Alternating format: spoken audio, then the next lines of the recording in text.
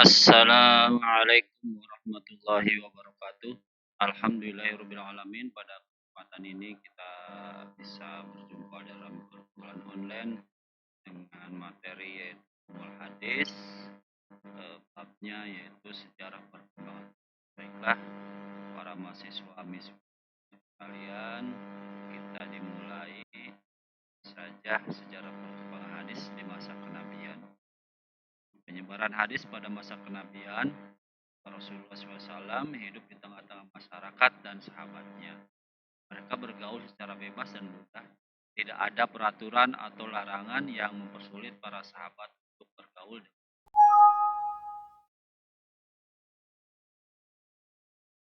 Segala perbuatan, ucapan, dan sifat Nabi bisa menjadi contoh yang nyata dalam kehidupan sehari-hari, yaitu di masyarakat pada masa tersebut.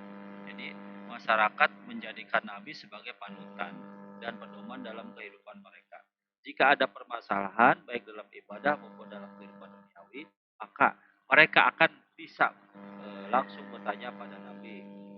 Nah, kabilah-kabilah yang tinggal jauh di luar kota Madinah juga selalu berkonsultasi pada Nabi besar Muhammad SAW, yaitu dalam segala permasalahan mereka. Ada kalanya mereka mengirim anggota mereka untuk pergi mendatangi Nabi dan mempelajari hukum syariat agama. Dan ketika mereka kembali ke kabilahnya, mereka segera menceritakan pelajaran atau hadis Nabi yang baru mereka terima.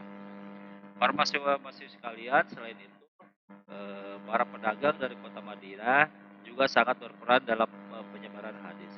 Setiap mereka pergi berdagang, sekaligus juga berdakwah untuk membagikan pengetahuan yang mereka peroleh dari baik dari Nabi kepada orang-orang yang mereka temui.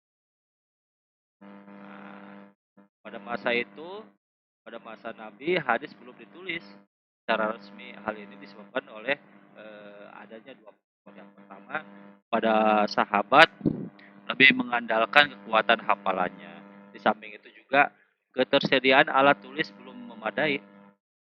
Yang keduanya, ada hadis yang melarang untuk menulis hadis. Jangan menulis apa-apa selain Al-Quran dari saya. Barang siapa yang menulis dari saya selain Al-Quran, hendaknya menghapusnya. Hadis riwayat Muslim dari Abu Sa'id Al-Khudri.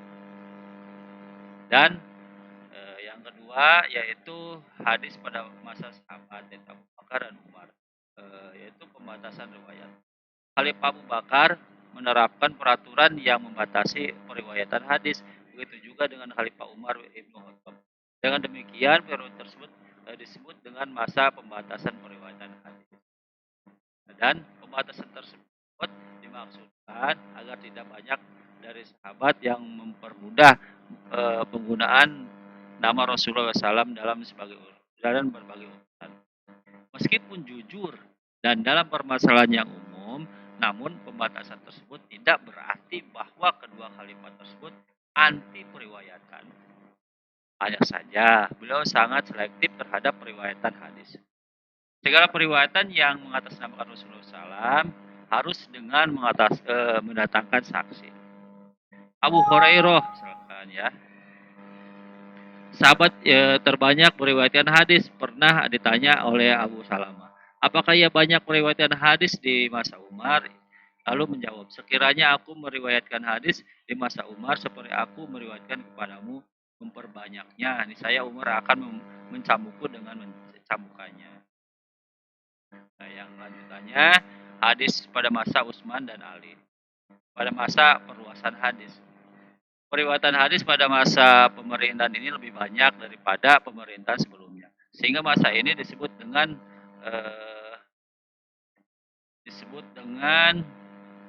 riwayatul hadis ya. Dan keluasan periwayatan hadis tersebut juga disebabkan oleh karakteristik pribadi Utsman yang lebih lunak jika dibandingkan dengan Umar. Selain itu, wilayah kekuasaan Islam yang semakin luas juga menyulitkan pemerintah untuk mengontrol pembatasan riwayat secara maksimal. Mahasiswa sekalian, pada masa Ali bin Abi Thalib, situasi pemerintahan Islam telah berbeda dengan masa-masa sebelumnya. Masa itu merupakan masa krisis dan fitnah dalam fitnah dan masyarakat. Terjadi peperangan antar beberapa kelompok kepentingan politik juga mewarnai pemerintahan Ali. Secara tidak langsung hal ini membawa dampak negatif dalam periwayatan hadis. Kepentingan politik lebih terdorong pihak-pihak tertentu melakukan pemalsuan hadis. Dengan demikian, tidak seluruh periwayat hadis dapat dipercaya. Riwayatnya Ali hanya meriwayatkan jika sumber hadis tersebut melakukan sumpah terlebih dahulu. Baiklah mahasiswa-mahasiswa sekalian, selanjutnya yaitu hadis pada masa tabi'in. Sudah masa Khulafaur Rasyidin, timbullah usaha yang lebih sungguh untuk mencari dan meriwayatkan hadis. Bahkan tata cara periwayatan hadis pun sudah dibakukan. Pembakuan tata cara periwayatan hadis ini berkaitan erat dengan upaya ulama untuk menyelamatkan hadis dari usaha-usaha pemalsuan hadis. Demi kegiatan periwayatan hadis pada masa itu lebih luas dan banyak dibandingkan dengan periwayatan pada periode Khulafaur Rasyidin. Kalangan tabi'in telah semakin banyak yang aktif meriwayatkan hadis. Nah, ya. Pada masa tabi'in ini lebih dikenal dengan masa penyebar riwayat hadis karena pada masa itu hadis mulai tersebar ke wilayah. Adapun pusat-pusat penyebar riwayat hadis pada masa tabi'in ada sebagai berikut. Di Madinah, Abu Bakar, Ibnu Abdurrahman, Ibnu Haris, Ibnu Hisam. Kedua, Salim bin Abdullah bin Umar, Sulaiman bin Yasar. Dan di Makkah ada Ikrimah, Muhammad bin Muslim, Abu Jubair.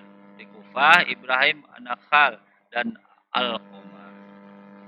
Dan di Basrah, Muhammad bin Sirin, Qatadah, dan di Sam, Umar bin Abdul Aziz yang kemudian menjadi khalifah dan melopori kodifikasi hadis. Di Mesir ada Yazid bin Habib dan di Yaman ada Taus bin Kaisan al-Yamani. Nah, sekian dan terima kasih. Mohon maaf apabila ada kekurangan. Wassalamualaikum warahmatullahi wabarakatuh.